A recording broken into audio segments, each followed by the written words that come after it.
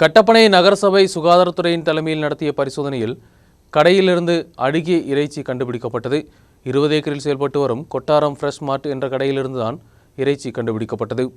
கட்டப்பனை 20 ஏக்கரில் செயல்படக்கூடிய கொட்டாரம் ஃப்ரெஷ் மார்ட்டில் இருந்துதான் காலப்பழக்கம் சென்ற இறைச்சிகள் பிடிக்கப்பட்டன. கிறிஸ்துமஸ் புத்தாண்டு கொண்டாட்டத்தின் பாகமாக விற்பனைக்காக கடையில் பாதுகாக்கப்பட்டிருந்த இறைச்சி தான் பிடிக்கப்பட்டது. இந்த இறைச்சிகளுக்கு 2-3 நாட்கள் பழக்கம் உள்ளன. பன்றி, எருமை உட்பட உள்ளவைகளின் 10 கிலோ இறைச்சி தான் பிடிக்கப்பட்டது.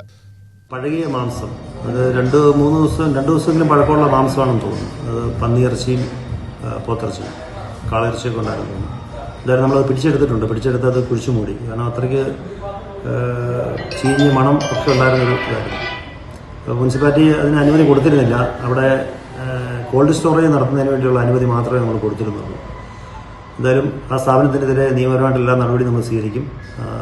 ഇറച്ചി നമ്മൾ അഴുകിയ ഇറച്ചി പിടിച്ചെടുത്തിട്ടുണ്ട്. അത് കുഴിച്ചു മൂടി നശിപ്പിച്ചിട്ടുണ്ട്.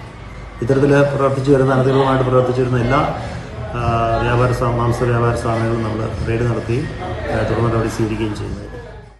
விற்பனை செய்யக்கூடிய இந்த இறைச்சி கடையில் கோல்டு ஸ்டோரேஜ் இல்லாமல் தான் விற்பனை செய்ய வேண்டும் என்று நகரசபை அனுமதி கொடுத்திருந்தது. இதையும் மீறிதான் தற்பொழுது இவர்கள் இதுபோன்ற விற்பனை செய்துள்ளது. அங்கிருந்து பிடிக்கப்பட்ட இறைச்சிகள் அளிக்கப்பட்டன. வரும் நாட்களிலும் பரிசோதனை தொடரும் என்று நகரசபை அதிகாரிகள் தெரிவித்தது.